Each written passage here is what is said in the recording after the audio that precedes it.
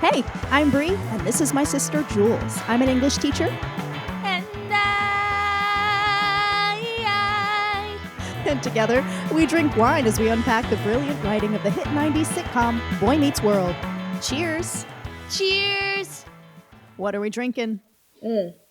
We are drinking a Pinot Grigio called Piu Gioia, which I had to look up the pronunciation because I said it really weird before. I said Piu Gioia, but it is Piu Gioia, which I think means pure joy, if I'm not mistaken. Yeah, I think you're right about joy, because on the back it says, Piu Gioia.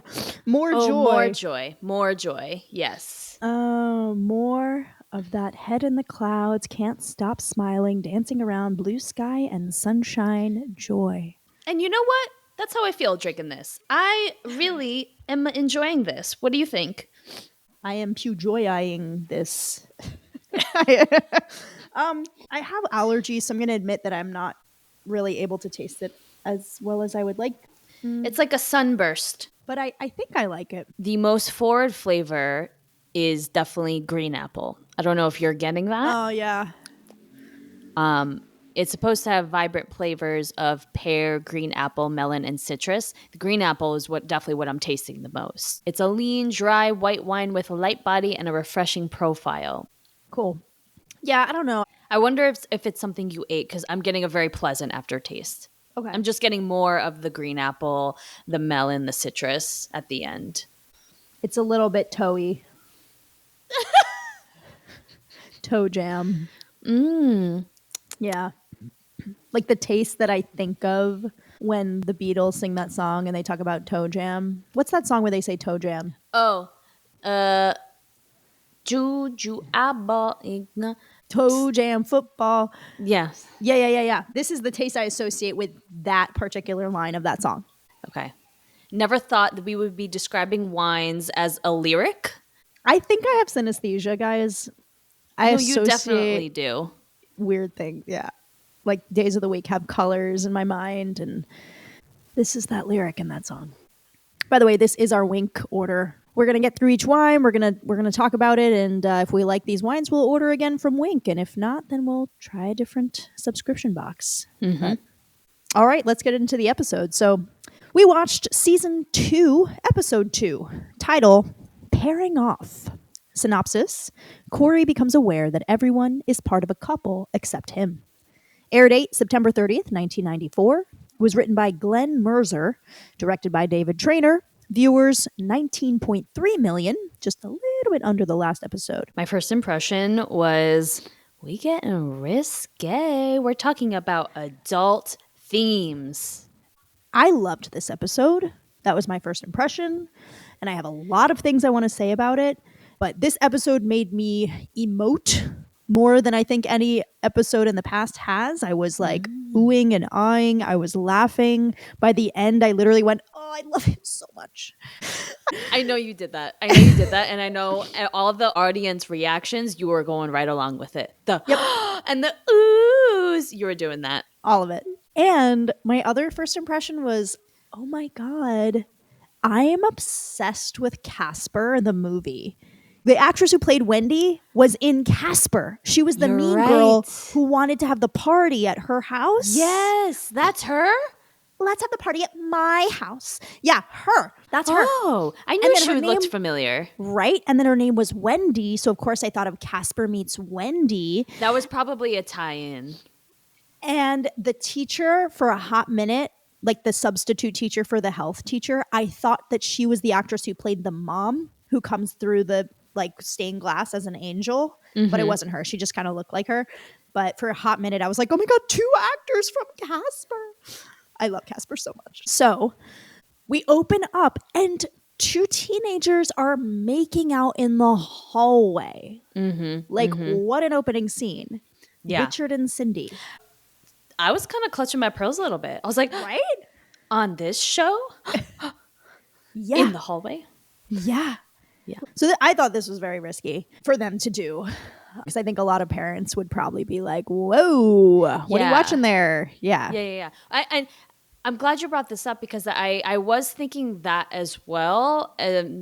Season 1 set the show up to be for a certain viewer age. Yes. Which is Cory's age, maybe a little bit younger. It seems like they're trying to change that with this season, and Totally. the kids are growing with Cory. And in fact, we're also trying to reach beyond Cory's age as well.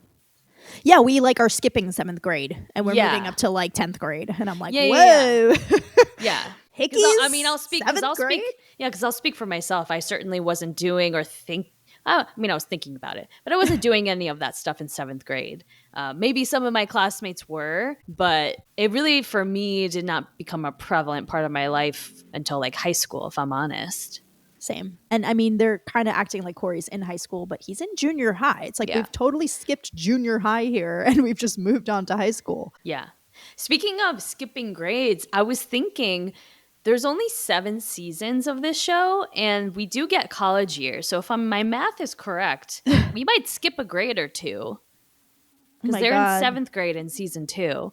7th grade in season 2, 8th grade season 3, 9th grade season 4, 10th grade season 5, 11th grade season 6, 12th grade season 7. You're right. We have to skip some grades. Yeah. Interesting. Okay, so Cory and Shawn are basically staring at these two characters, Richard and Cindy, making out. Feeney comes over, ignores the making out couple, and says to Cory and Shawn, Mr. Heckle and Mr. Jekyll, don't we have classes to attend? And Cory goes, Mr. Feeney, shouldn't you break them up or hose them down or something? And Feeney goes, I wouldn't interrupt their tryst, Mr. Matthews. They're both A- students and happily struck by Cupid. And Cory says, so if they're C- students, you wouldn't let them kiss? And Feeney says, school policy, don't you know? I would think that he would break them up. I feel like kissing on school property is not allowed, generally speaking. But maybe I am, in my little Catholic school brain, being ignorant. Yeah, I think that us going to Catholic school, we didn't have the same experience that kids at public school had. It was more common for kids to be kissing and making out in the hallways in public schools. I think Feeney is uncharacteristically validating the makeout, but I do think that this might be speaking to an experience that a lot of kids had where teachers would just look the other way or pretend not to see. Do you see that? I have never seen kids making out or kissing in front of me, and I am very grateful. If they were, I would definitely be like, guys, stop. Because I don't know, I have to see everything as equal, right? I'm like, you don't want to see me making out with someone, so I don't want to see you making out with someone. You know what I mean? We all have to coexist here in this very tiny school, and that's too much. It's too intimate. But also, for the most part, they don't want to make out in front of me or other teachers, and they don't necessarily want to do it in front of each other because, again, I teach at a very small school. Yeah. Yeah, I was also thinking that if I had a boyfriend in high school, I would not be making out with him in front of everybody. I don't know. I would feel like all eyes are on me, and I don't want that. Yeah, exactly. But I will say that tryst is my word of the day. I was just about to say that. It's my word of the day. Yay, we have the same word of the day. Do you know what it means? I do know what it means. It's like a secret meeting, usually with the romantic undertone. Yes, a private romantic rendezvous between lovers. And I learned that word from my girl Taylor Swift because she's a poet. So also I wanted to ask you, what do you think about this idea that because they're A- students, it's okay, but if their grades were lower, then Feeney would break it up? I think he was just joking. I hear that, but I also think that the writers are kind of getting at this very real thing that happens where teachers do tend to look the other way when it's students who have good grades, and they do tend to be harder on the kids that have lower grades. I see it all the time. And I was even talking to someone recently, and he was talking about how when he was in high school, and he was critiquing this. He was basically saying his high school was wrong for this. He said, my friends and I, we basically discovered that it was easy to steal a bunch of bags of chips from the cafeteria, and it was after school and no one was around, and we stole a bunch of chips, and they suspended us for that. And he was basically saying that was too much. The punishment didn't match the crime. I understand it's just a bag of chips or whatever, but I think they're trying to send the message that you stole, you know, like you stole, and that's that, you know, they have to have some kind of boundary there where they're like, if you think that that's okay, it's not. And it was just a bag of chips, but it could have been something else. And like, you know, and then one of the things he said was like, we were really good students. Like and like they didn't have to do that. And I was like, oh, interesting. Like, there is this expectation even from the students end of things sometimes that like if I'm a good student, that reputation should carry me in a way, like I should be able to get away with more because I'm trustworthy or I've established myself to be trustworthy in some way. Not to take it to a dark place, but this you saying this reminds me of the Brock Turner case, and that the Can you argument tell that listeners? sure for Tracy. This case happened back in maybe around 10 years ago. I remember I was in college. Like, I'll never forget this. But a college student named Brock Turner raped a young woman behind a dumpster while she was unconscious. And two cyclists were cycling by and saw that he was doing this and pulled him off of her and called the cops. So he got arrested. Two witnesses saw this, so it was very clearly obvious he did this. There was no denying that he was raping this woman. And the argument that the parents made to the judge, and the judge essentially agreed, was that, well, Brock is a really good student. He would never do this. You know, he's straight A's. He's on the swim team. Like, he's, you know, a class citizen. And therefore they should go light on him, and they did. He got, I think, 11 months in prison Oh my and God. is free, and he goes by a new name. I think he goes by Alan now. So yeah. The head of my school often will start the year off with freshmen giving an orientation speech about how when he was in school, he was always on time for classes. And then one time he was sitting in class and the bell for the start of class hadn't rung yet, and he realized he didn't have a pencil, and he ran out to his locker to get a pencil, and when he came back the bell had rung and the teacher just closed the door and told him he had to go get a late slip.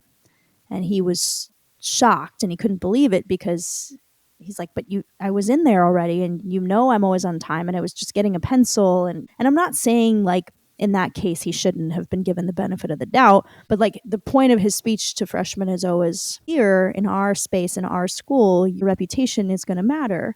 And if you kind of build up social credits by being responsible, and then, you know, you'll be given the benefit of the doubt in certain situations like that. And for the most part, kids really respond well to that, and they feel like, oh, finally I'm in a space where I can be seen for, you know, my whole person. And so there's good to that, right? But then I think at the same time, I worry about it. I don't know. Anyway, this was an interesting moment for me, and I was like, oh, interesting that Feeney is doing that thing, Yeah. that thing that teachers do. He's, you know, talking about it like it's obvious. It's, you know, of course, everybody knows that the A students can make out and the C students can't. Yeah. Not Mr. Feeney's finest lesson. Right. So Cory goes, so I can't kiss? And Feeney goes, with your grades, Mr. Matthews, you can't even shake hands. Oh, snap.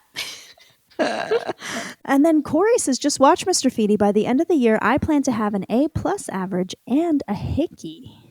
Ooh, Cory. And then Feeney just says, dare to dream, Mr. Matthews. And then, okay, so then Feeney leaves. Cory and Shawn walk further. Another couple is together. And Cory's like, holy cow, Jerry and Shoshana? And Shawn just says, deeply. And Cory's like, has the whole world paired off? Shawn's like, pretty much. So Cory wants a girlfriend. And this starts the theme that I want to talk about. So Shawn's like, all right, you want a girlfriend? And Cory's like, no, not a girlfriend. Just like a girl who's a friend, but not a girlfriend.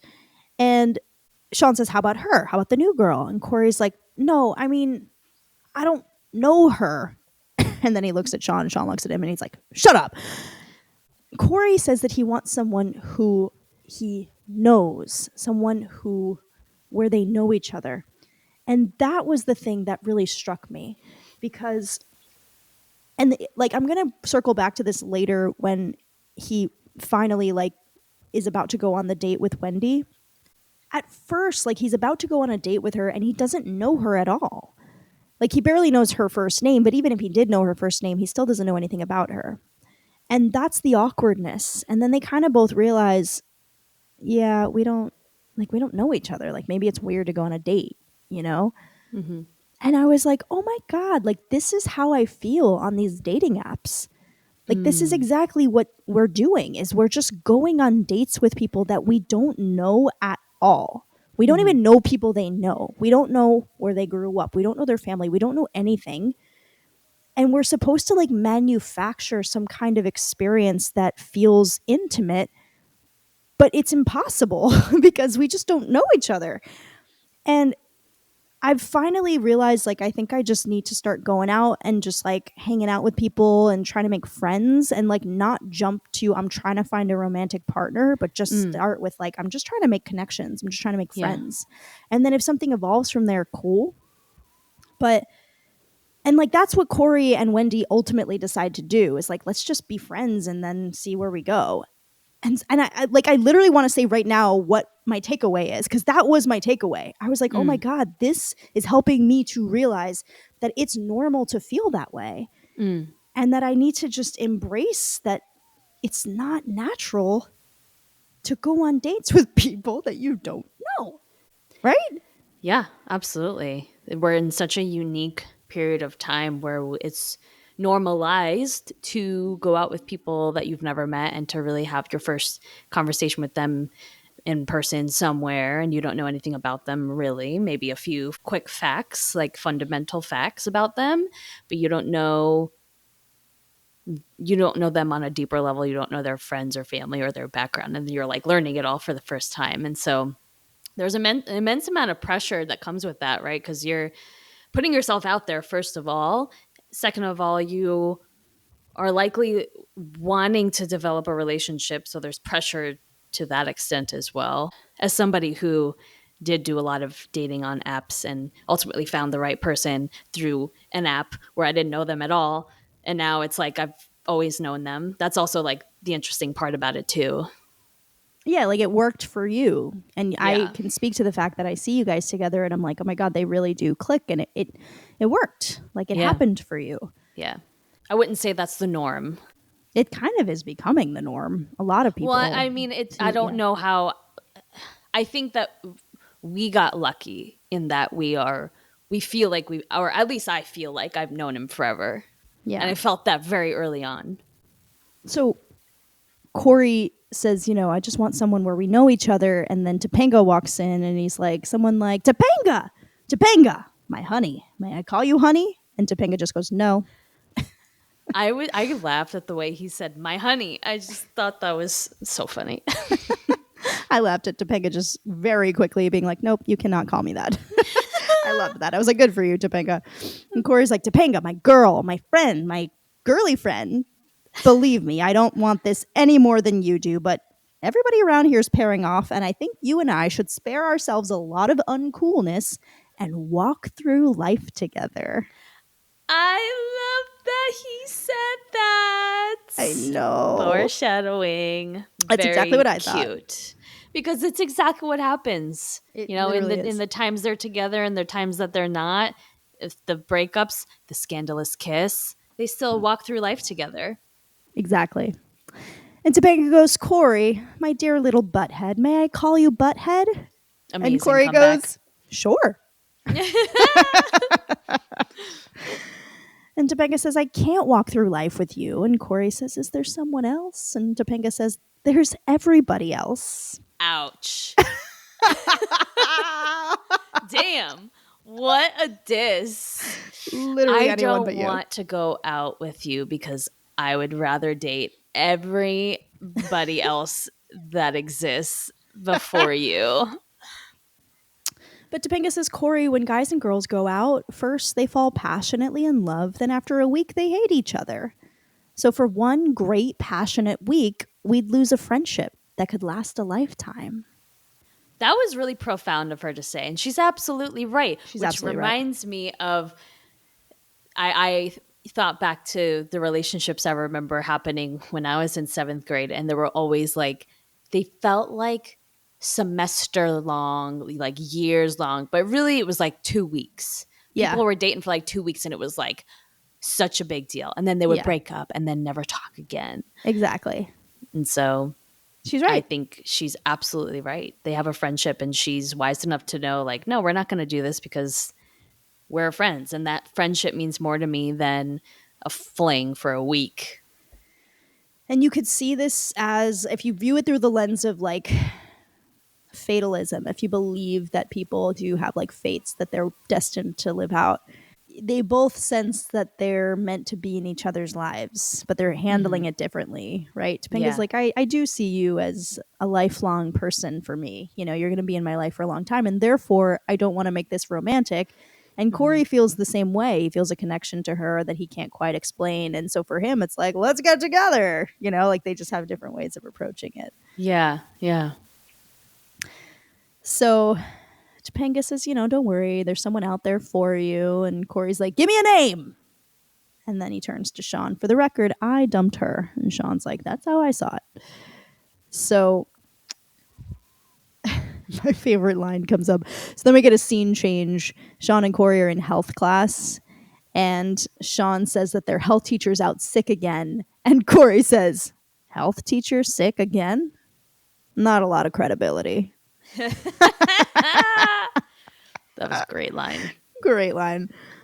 So they get a hot substitute teacher. I don't like this. I've said this in the past. I don't like the like sexy female teacher thing. Yeah, the sexualization of teachers and kids Googling over the teacher. Yeah, it makes me super uncomfortable. It's so weird. And it's always the female teachers and it's never the male teachers. And it's just, I don't like it. Yeah. Yeah, you're right. The kids aren't fawning over Mr. Turner, who is As they objectively should. attractive. Yes. I'm like, And it's kids- okay for us to say this because we are adults. Exactly. So Miss Kelly, who I thought was the mom from Casper, but she's not, you know, introduces herself. And Shawn is super weird and creepy, and he's like the exact same personality as that kid from The Sandlot who like pretends to be unconscious so the lifeguard will yeah. save him. I know, I hate that scene. And he basically is like, he stands up, walks up to her, and is like, on behalf of the entire class, I'd like to say, stay as long as you'd like. And Miss Kelly's like, right now, you seem to be covering, and Shawn interrupts, CPR, and I'm today's dummy. You're a child. Sit down. Yeah. And then Miss Kelly, I don't like this. I would immediately be like, no, go to the office. Like, get out of, I'm not teaching you. Like, He's I'm also uncomfortable with way you. too close to her face. Yes, but she ups it in this really weird way and says, no, actually, we seem to be up to human reproduction. No. In a weird way, it's like leaning into the sexualization of her, and I don't like it. I'm thinking of it from the writer's perspective, not from like her as a human perspective. Like, I just no. We seem to be covering human production, she says, which I hope we can discuss in a mature fashion.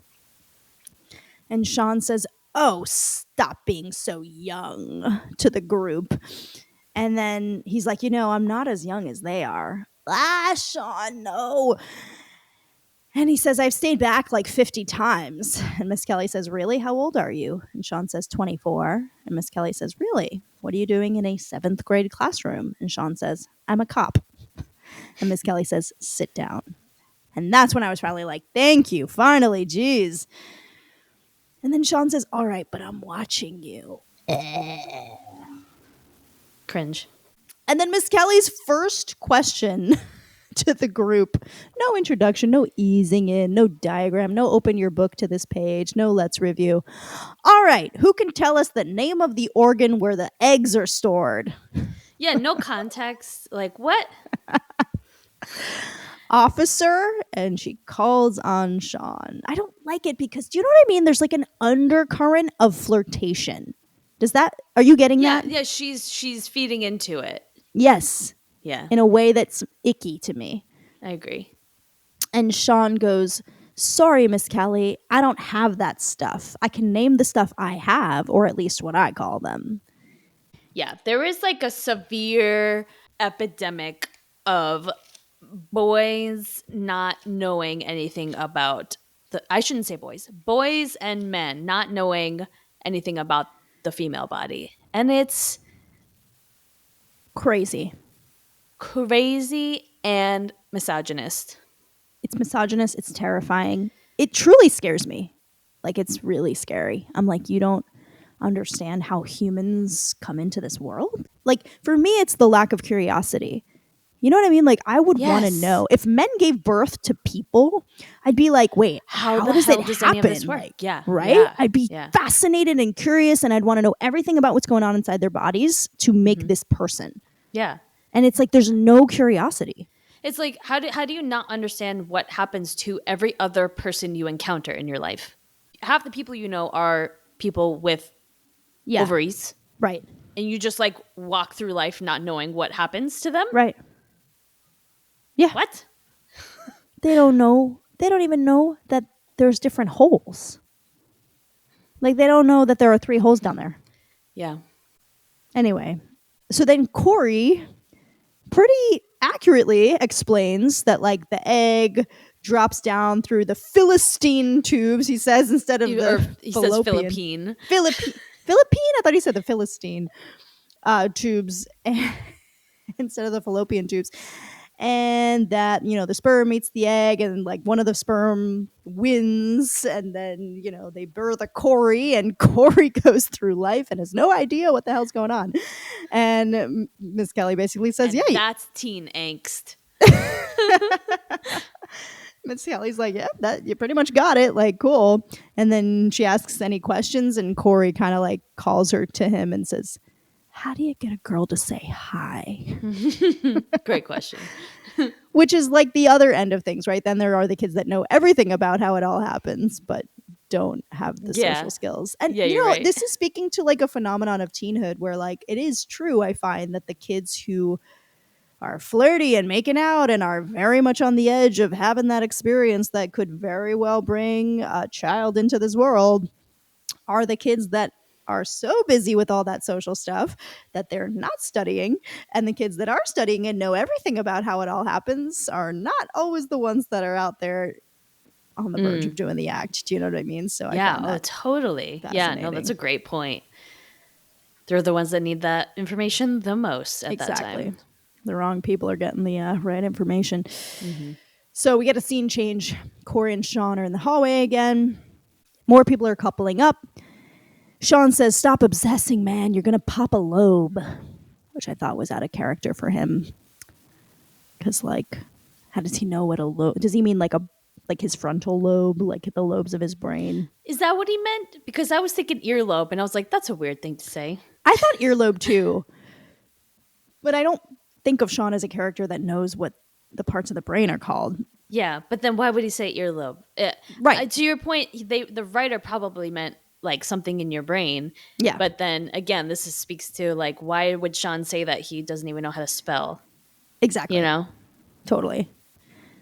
So then, like, even Turner walks by with the new teacher that Shawn was flirting with, and like Turner basically is like flirting with her, says he'll get her a good table at the cafeteria because he's tight with Bertha, the lunchroom lady, because he once rescued a dolphin from her hairnet.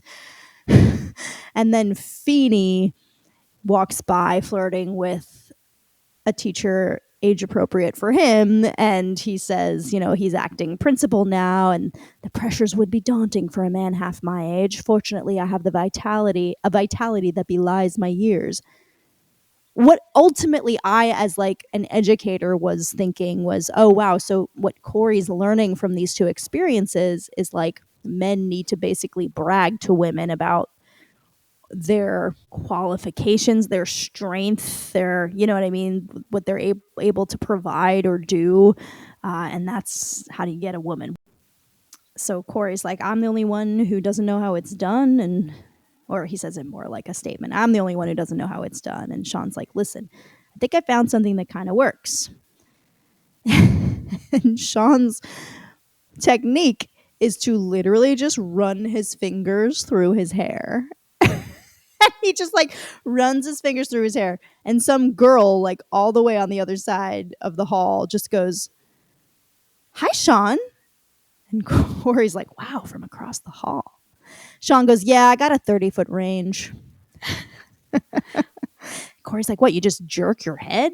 Shawn goes, watch again. I'm still young enough. I can do this twice in a row. So he does it again. And a girl on the other side goes, Shawn, it's so strange. I was just thinking about you. She like links arms with him and they walk off. And Shawn goes, and that's without conditioner.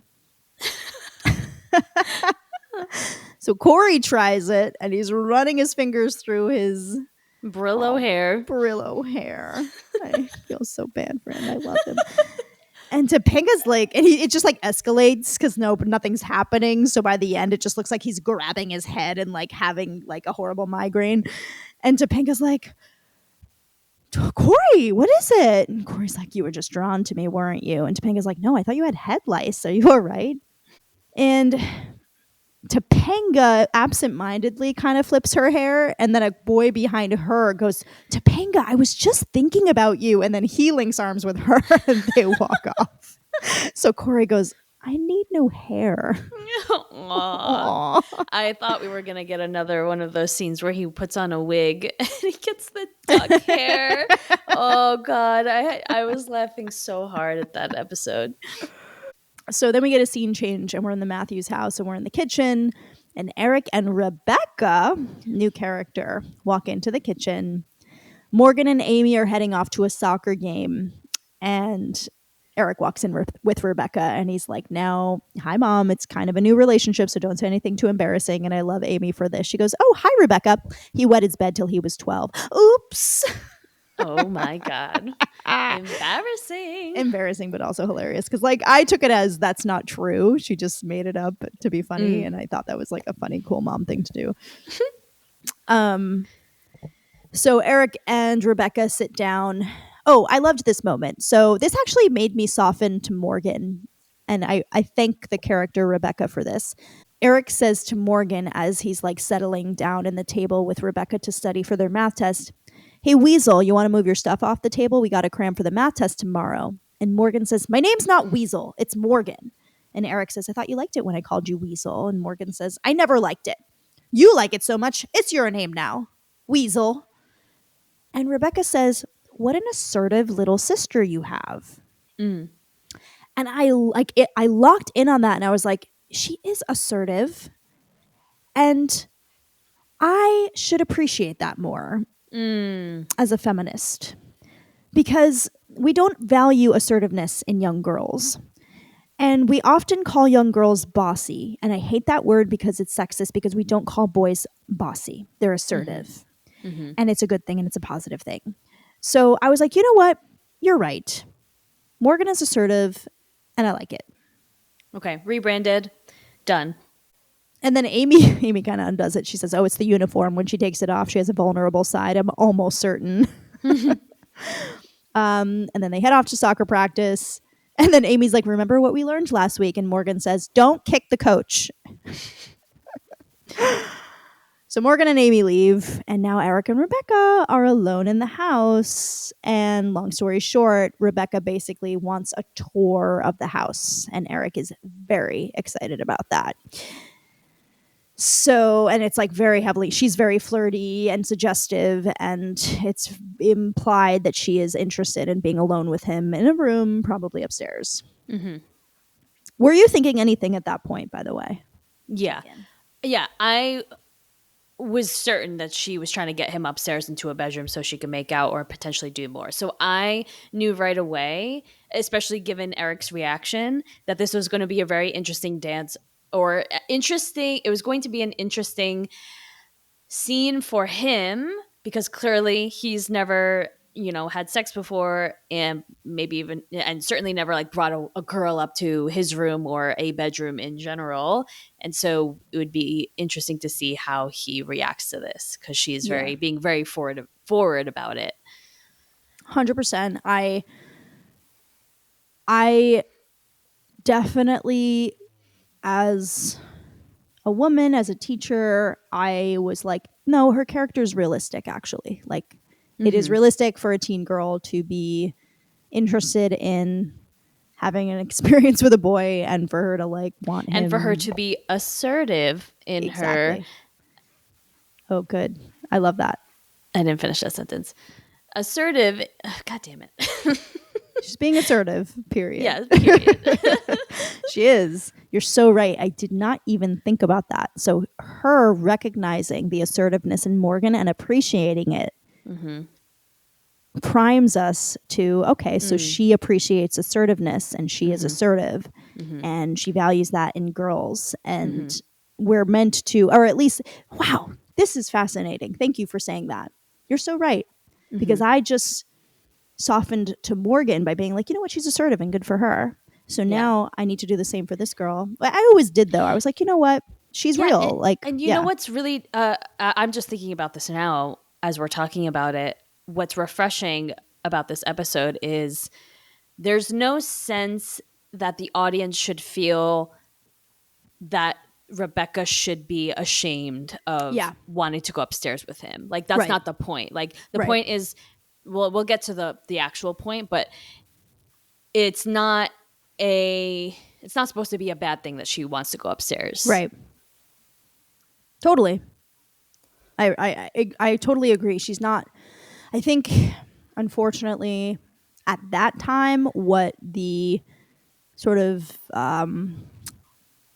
the narratives that were trying to be unwritten by television and film and by just like mainstream media and culture was that like any girl who has any sex drive at all or any interest in boys is a slut, is a whore, is promiscuous. You know what I mean? And so her being like, what an assertive sis do you have? And like having sort of power over her own body and like knowing what she wants and like going after what she wants, it wasn't written as her being a slut or a whore. It was her being written as an assertive woman who's the same age as the same age as Eric, and interested in exactly what Eric is interested in, and able to make it happen versus, you know, like floundering and fumbling and not knowing what to do, like Cory, and a little bit like Eric, you know. Yeah. It's interesting how the show kind of celebrates the equality of it's okay, you know, to have sex, like it's okay to be a sexual person, and also celebrating, you know, that Cory famously is a virgin through until marriage, right? Like both things can happen, and that's okay. Either one is okay. Right. Totally. Then we get a scene change. And Cory and Shawn walk into the living room. And Cory's like, nobody told me about this girl thing, Shawn. I mean, no one warned me. I thought they were just there. I didn't know they were interactive. I laughed. And Shawn says, you'll get the hang of it. And Cory says, sure, it's easy for you. Your hair moves. And Shawn says, there's other techniques. And Cory says, like what? And Shawn's like, I don't know. I just do hair. And Cory's like, yeah, but where do I get my technique? And Shawn's like, ask your brother. He's got the boom. The boom. The mojo. This is the word they use for like charisma, riz. Cory's like, you know what? Let's just forget this whole thing. There are a million other things to do in the world. I mean, we're too young to worry about finding mates. And Shawn's like, you're right. See ya. Cory's like, where are you going? So Shawn's like, off to meet girls, swishes his hair. I've got a 30-foot range. And then a girl outside of the Matthews household is like, is that you, Shawn? And Shawn leaves. So Cory's like, fine, get out. No girls for me. Sits on the couch, opens a book. I'll just study and get good grades and get smart and become a famous scientist, and then I'll build a wife. And immediately he's like, I'm bored. You can't read one sentence in a book. So then he hears something upstairs. And he thinks it's his mom and dad. And he starts heading upstairs. And he opens the door to his parents' bedroom, which is crazy because if it was his parents... Oh, yeah. Right? Like, it's like he should know to knock. Yeah. Like, if he heard...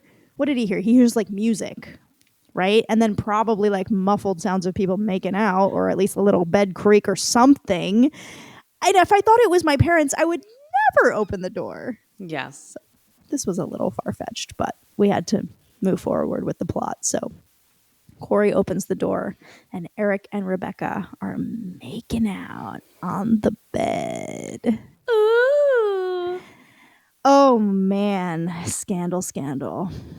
So, and Eric just looks up. He's like over Rebecca, like he has her in his arms, like they're like making out. And Eric just looks at Cory and goes, "Cory, we're studying." Yes, studying the inside of her mouth. And Cory goes, "So am I." And scene change. Cory's in the kitchen. Eric and Rebecca walk in. And I want to know your opinion about this. So Rebecca's on her way out, and Eric goes, "Don't go, Rebecca." And Rebecca goes, "Sorry, I really don't feel like being here anymore." And Eric says, "You haven't seen the whole house. Let me take you up to the roof." And Rebecca says, "Actually, Eric, I think it's nice we didn't go any further than we did." And then she looks at Cory and says, "Thank you." And Cory says, "No problem." And Eric's like, "Why don't we just study together like we planned?" And Rebecca says, "I need to study alone." And Eric says, "So I'll see you Friday?" And Rebecca says, "No." And she walks out. What do you think about that? My brain kind of went in two different directions. I was trying to figure out what might have happened that led her to feel that way. And part of me thought, okay, was she like not vibing with him and like Cory kind of broke it up? Like it was a reason for her to be like, okay, like let's stop because this is awkward. I'm not happy. I don't like you, whatever. Yeah. And so that was like her ticket to getting out of there. Yeah. Or his little brother coming in was just made it super awkward and she's like, I'm over this. Yeah. I'm getting the feeling that it was the first part, but here we go again, like time and time again, the theme of Eric not being smooth with the ladies, not getting any women, not getting any action, not getting a girlfriend is persistent. And I'm not understanding why. Apart from like him, obviously in this episode, he's like a dummy, like he doesn't understand women, even though he like claims that he knows women. He's on paper and from we see like a good person, very good looking. Like this should not be hard. Like something's not adding up. I know what it is. And that's what I wanted to talk about in this episode. I actually figured out in this episode why he has such trouble with the ladies. Okay, let's hear it.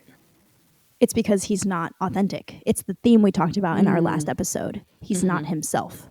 So at the very end of this episode, after Cory goes on the date with Wendy, and Eric's is like, "I know I've been forbidden to give you any advice, but like if you want to offer up any information about your date, I'm all ears." And Cory basically says, I think it went well. I was awkward, and I basically just nodded, and at the end of it, she said she wanted to go on another date.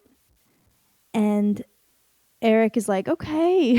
And then he goes, "So when you nodded, was it like, and he like kind of does like a very comical nod that's like theatrical. And, right. And that's why Eric is so Cory's just being himself. A lot of sense. And that's right. What ultimately, and that's the recurring theme, right? Like Cory has a very stable relationship, solid, successful relationship because he's authentic through and through, and Eric is not. He's not in touch with himself. That's so sad. So after Rebecca leaves, Eric just goes, "I'm gonna kill you." And Cory has this like sneaky smile on his face and he just goes, "I have you." And Eric ignores it. "I'm gonna kill you and I'm gonna bring you back to life and I'm gonna kill you again." And Cory just repeats it, "I have you."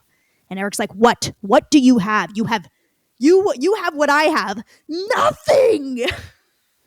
And Cory says, "You, my boy, were in Mom and Dad's bed." What was that? The sound of power suddenly shifting? And Eric says, "Nothing happened." And Cory says, "Yeah, and it didn't happen in Mom and Dad's bed. I have you." And Eric goes, "Hey, core buddy, I'm not going to kill you. I mean, that was one of those wacky brother-to-brother murder threats." And Cory says, "Yeah, listen, I'd like you to do something for me." And Eric's like, "Anything you need." And Cory says, "Tell me how you do it." And Eric's like, "What I was doing with Rebecca?" And Cory says, No. What you were doing with Rebecca, I don't have the lung capacity for that." I just want to know, how do you get a girl to say hi? Aww. Second time he's asked that question. So sweet. Eric was like, "Oh, you're wasting my time." And Cory goes, I have you. Eric goes, now, ordinarily, I wouldn't reveal my foolproof method, but I know I can count on my favorite little brother to keep a secret. Cory's like, I'm listening. Eric goes, okay, you got eyes? Cory says, yeah. And Eric goes, use them. Cory's like, how? Look at her. Look into her. Look through her. Found that interesting. I mean, make her think she's the most exquisite thing your eyes have ever beheld. And Cory's like, who her? And Eric says, who cares? Pick somebody. Ooh. And Cory's like, well, how do I pick? And Eric goes, you got eyes? Cory's like, I thought we established that. Eric's like, make eye contact. Make her eyes believe that your eyes are interested in her. Act. Exactly. He's not Put on a himself. show. Yeah. He's always playing a game. He's always pretending to be interested. He's never actually interested. So Cory says, so I have to be interested in her. And Eric says, no, you're overachieving. You only have to make her think you are. I do love that in this episode, Eric gets usurped. Like he gets undermined. Like that gets debunked. You know, that's his parents are like, no, don't listen to him. That's wrong. We get a scene change and Cory's in Turner's class and he's just like staring at Wendy, the girl from Casper. Not Lizzie McGuire, by the way, not Hilary Duff, who played Wendy in Casper Meets Wendy.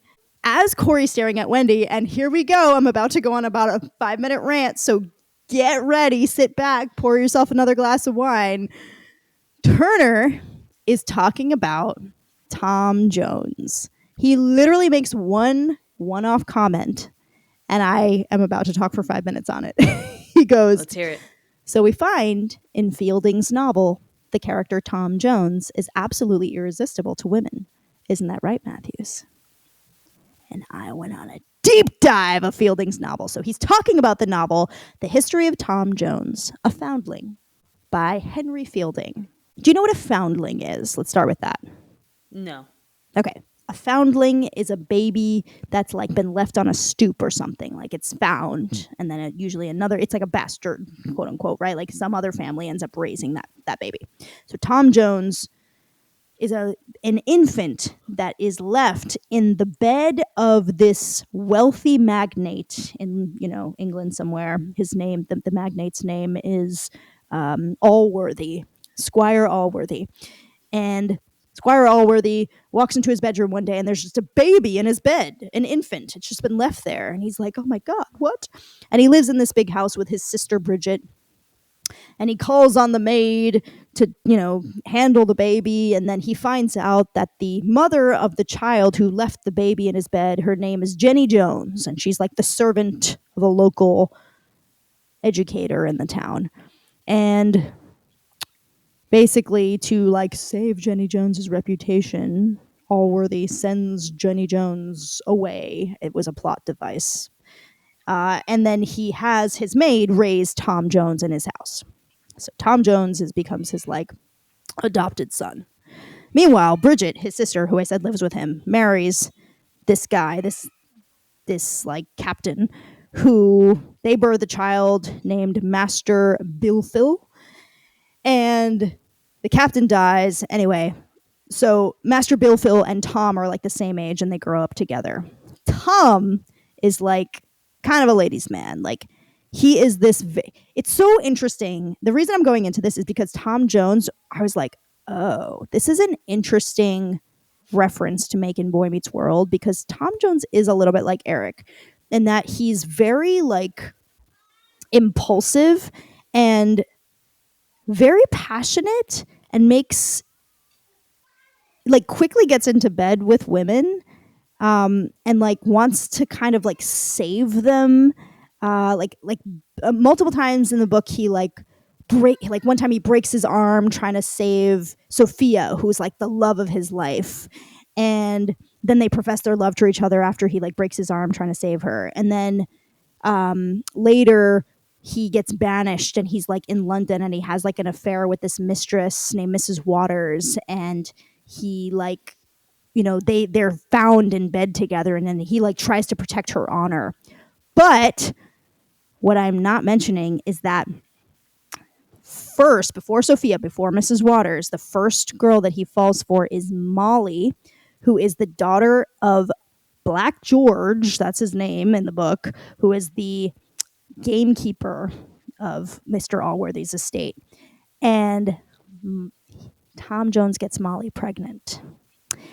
And Molly, he like at first is going to be like, at first he wants to save her and like, you know, be like a savior to her because like I said, this is his thing. But then he finds out that she's promiscuous, quote unquote. And then he just abandons her. Like her being pregnant is like not addressed. Like he just goes off, he saves Sophia, breaks his arm trying to protect her, and then he falls in love with her, and then he gets banished, and then he is off in London, and then he has a thing with Mrs. Waters. Like he just like, when a woman is in front of him and he's interested in the woman, nothing else matters, and he's just like impulsive and he goes for that woman. Mm-hmm. And he's very selfish in that way. And this is like his moral, this is like the arc that he goes on, because by the end he does become a better person and he ends up apologizing to Molly. Does he ever actually raise his child? No. But he does like emotionally, according probably to the author, that is like a tied up loose end, and he does apologize. But you have to understand too that Molly is like of like a lower social class. Doesn't make it okay, but the normal world of that, right? Like they would be like, oh well, she doesn't matter, you know, like she'll, yeah. So it's an interesting book to reference even in one line, because we have a character who gets someone pregnant and is really irresponsible about it. Interesting. And I just wanted to shine a light on that because the writers definitely thought about all of that, but nobody has ever probably taken the time to be like, interesting novel that they're reading. You know what I mean? You were probably the first person to dissect that here. And it totally went over my head. Like I didn't even know, like I don't even remember what Mr. Turner said. So I'm happy that you recognized that and made that connection. But, and I went real deep with this, in my mind, I was like, Turner is reading this book because it kind of is Feeney in a nutshell. Because after the conversation that he had with Feeney, where Feeney was like, why are you reading X-Men with them? Turner is trying to prove that he can do Feeney, right? Like he's like trying to overcorrect.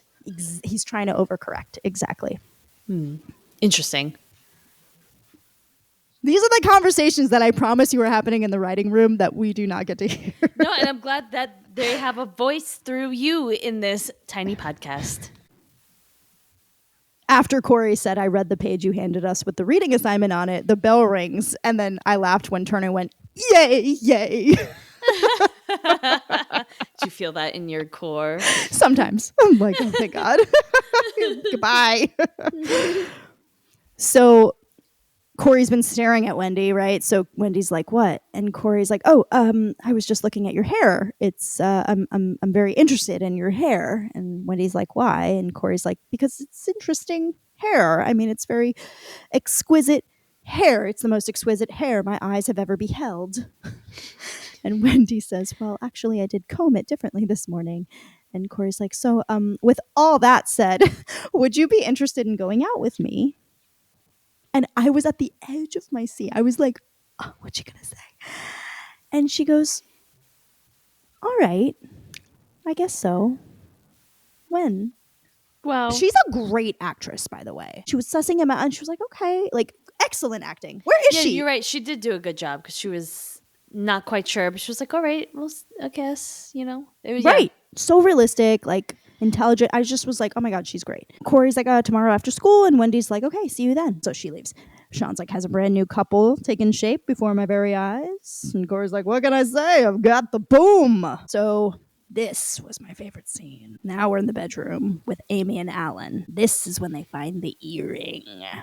Clearly Alan's trying to have sex with her. Like, let's be real. It's like, you got your floor-length flannel armor there. What is this, welded on? So he's trying to like relieve her stress with sex. They start to make out and she's like, yeah, that's helping. And then she goes, ow, because she leans back on the bed and her back touches something. And he goes, is that a good ow? And she pulls out an earring. A big one. Yeah. How did Rebecca not know that she was missing that earring? Yeah, you're right. Also, when she pulled that out, I was like, busted.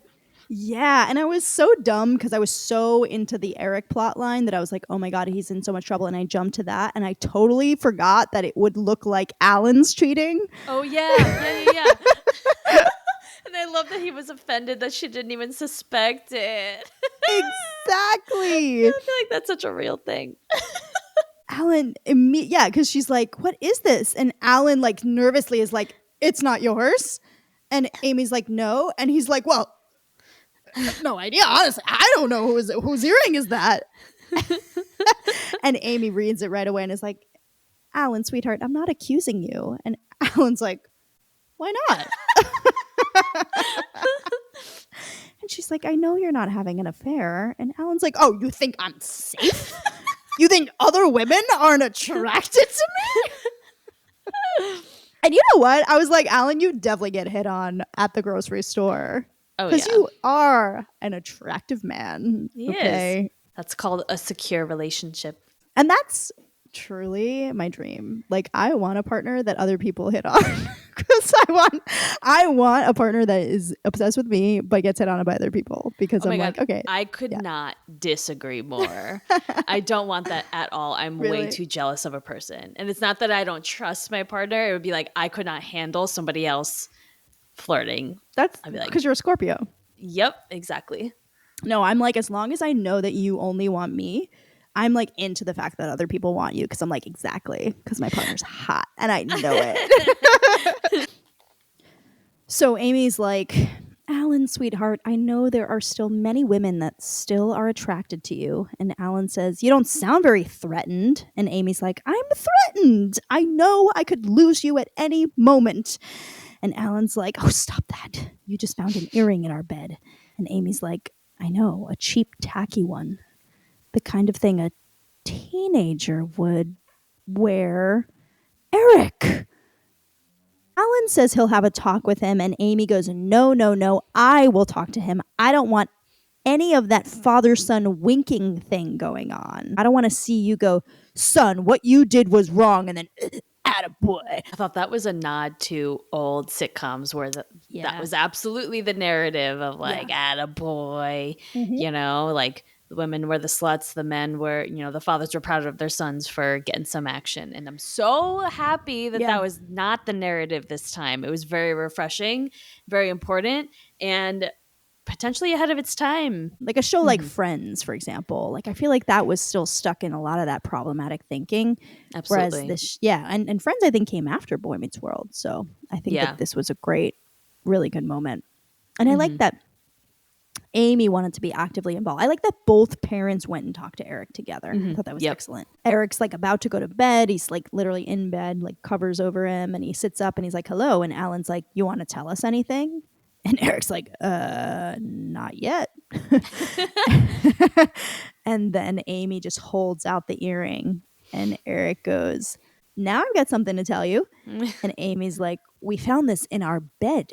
And Eric goes, happy birthday, Mom. The other one's on layaway.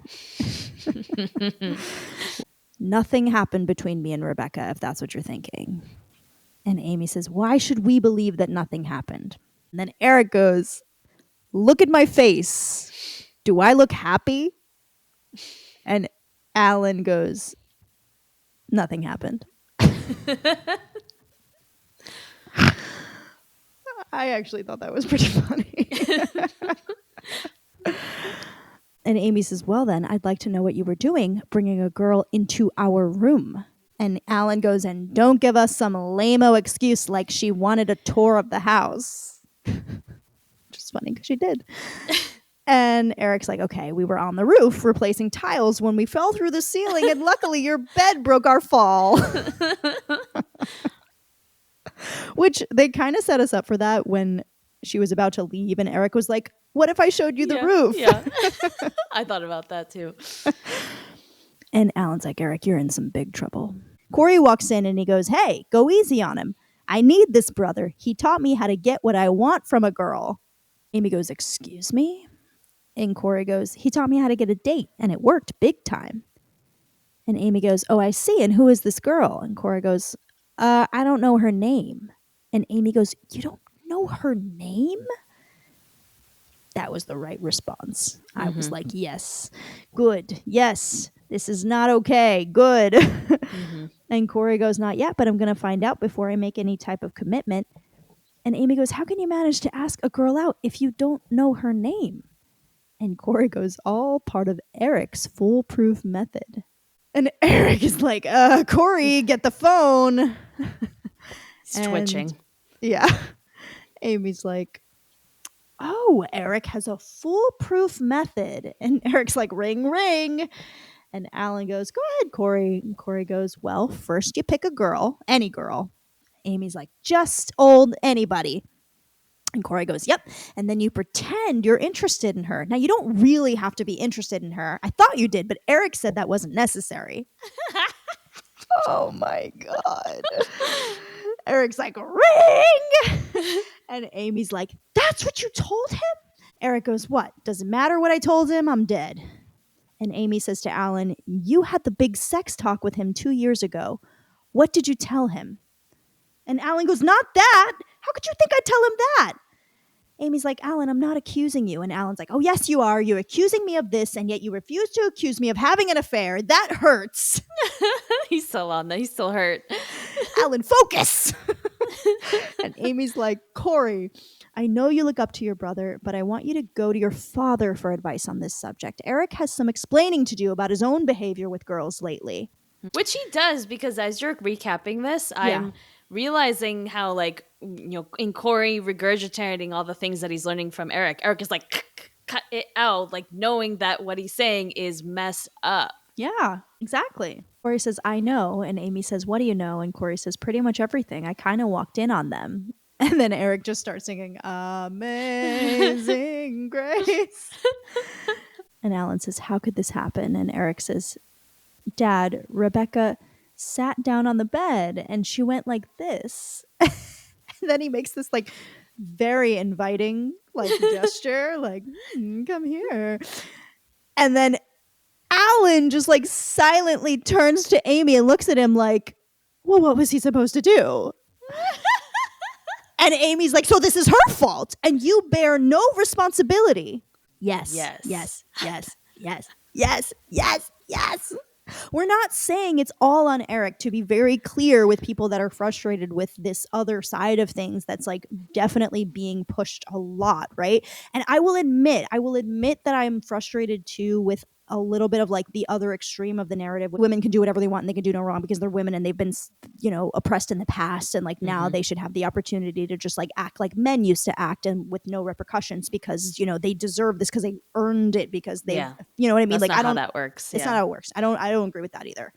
But the mutual responsibility, the fact that they both bear responsibility, that's what we're talking about here. That's what's going on. Like Eric should take some responsibility for this. Absolutely. Plus, like, that is what's important in the room right now. Like, they're not the parent to this girl. Exactly. They are the parent of this kid who did this thing. So that's the priority here. Exactly. So Eric says, well, clearly I should have locked the door. Oh my God, Eric, stop talking. And Alan's like, Eric, you're missing the point. And Eric's like, no, I know the point, Dad. I should have controlled myself. But nothing happened. And Alan says, you know, for thousands of years, fathers have said to their sons, don't rush into sex. And the sons have always said, yeah, sure, okay. Well, I didn't understand my father until this very moment, and you won't understand me until you're a father, which won't be for a very long time. And then Cory just says, Dad, and Alan turns to him and goes, learn her name. Yes. Yes. And Cory goes, yes, sir. And then Alan turns back to Eric. And as for you, and Eric goes, Rebecca, her name was Rebecca. And Alan goes, is that all you know about her? And Eric goes, not too much more, I guess. And Alan goes, does that make you feel good? And Eric goes, no, it doesn't. And Alan says, Eric, every once in a while, let your brain in on what the rest of you is doing. I liked this talk. It was very realistic. It was like, absolutely. learn her name and be better. It was good. It was real. I love this show. Mm-hmm. Alan says Cory, and Cory goes, yeah. And Alan says, what did you know about girls before your brother's excellent advice? And Cory says, I didn't know anything. And Alan says, why don't you just go with that?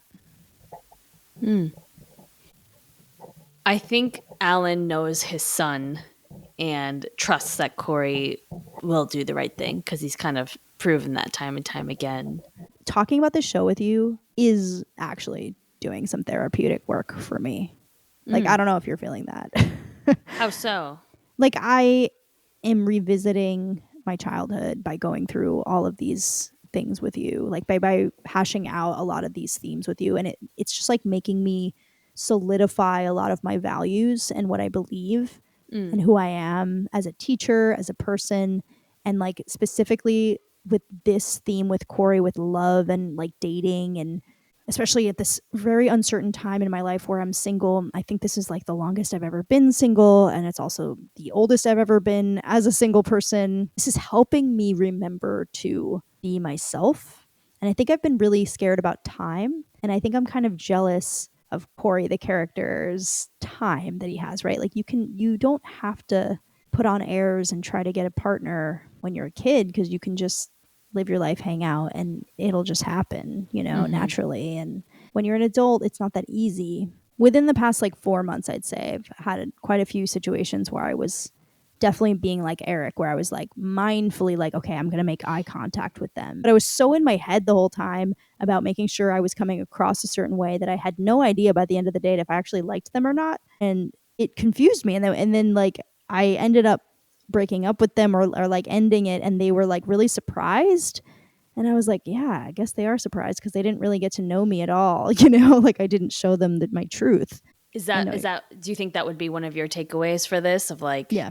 being more, I don't want to say authentic because I think you are authentic, but it's interesting that that's top of mind. Like, I have to make eye contact. I have to do these specific movements. Yeah. I'm curious about like now having watched this episode and talked it through, what will be different in your dates moving forward. I'm going to be more like Cory. I think I'm going to prioritize spending my time getting out of my apartment and having experiences and meeting people over without the like intent of having a romantic connection with someone, over like going on a Hinge date. Like I think before I was spending a lot of my time on Hinge dates. Like sometimes I had like 2-3 dates in a weekend, which makes me sound like I'm a little bit much. But like now I'm Live gonna your be like, life. now I'm like, you know what? Maybe I don't need to like plan dates so much as plan events and social excursions, and Yeah. where I'm not looking for anything. I'm just trying to have fun. And maybe I'll meet someone there that something happens with. Yeah, absolutely. Could happen. Cory asks Wendy if she's feeling a little funny about this. And Wendy's like, you mean going out on a date? And Cory's like, yeah, because we don't even know each other. Wendy's like, a little funny. So do you want to like not go out on a date? Cory's like, yeah, it doesn't feel right. And Wendy's like, I understand. Cory's like, but we should still get to know each other. Wendy's like, oh, that would be nice. And Cory's like, yeah, because then in case we ever did want to go out, well, we'd know each other. Wendy's like, so how do you want to get to know each other? And Cory's like, well, we could go somewhere and talk if you don't have something else to do. And Wendy's like, well, I did, but now suddenly I'm free. And Cory's like, great, let's go. I love this. So they've like just made a date a real date, where Yeah. you just get to know someone. Yep. They've Maybe cracked it that's and they what I have need no to do. idea that they cracked it. Because they were going to go into it putting on performances for each other, and now they're going to go Because they think that's it. what they have to do. Like, I'm on a date with you and I have to do all these things that you're supposed to do on dates, when really you just be yourself and go get to know somebody. Yep. So finally, Cory asks, well, he doesn't even ask. He says, great, let's go. So what do you want to talk about? And Wendy says, well, do you want to know my name? And Cory's like, and Wendy says, it's Wendy. And Cory says, hi. And Wendy says, hi. And that's the end of the scene. Beautiful. So cute.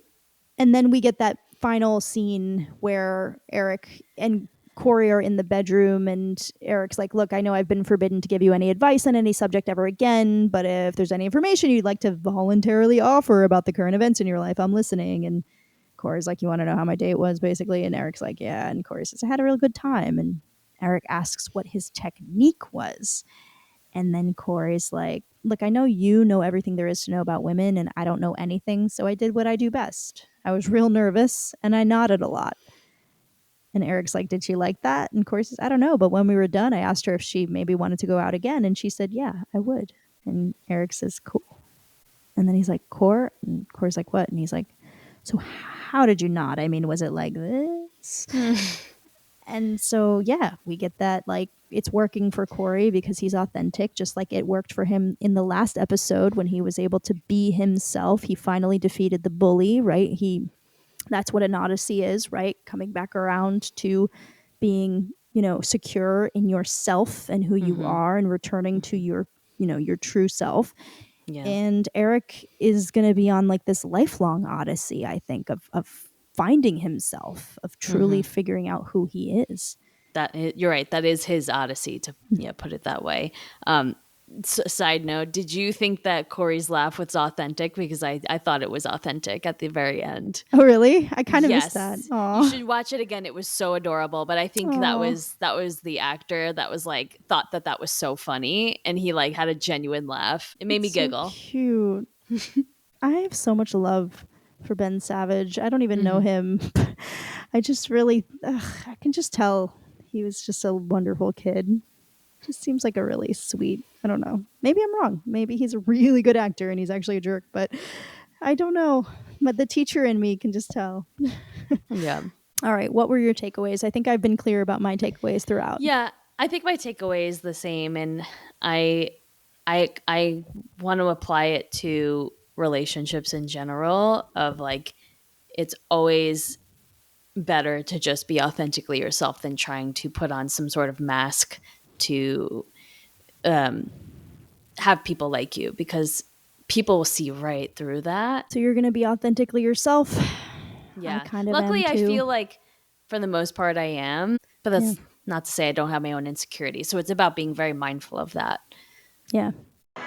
All right. Well, that concludes the episode. Thank you so much for listening. Please give us 5 stars. Follow us at Boy Meets Wine Podcast.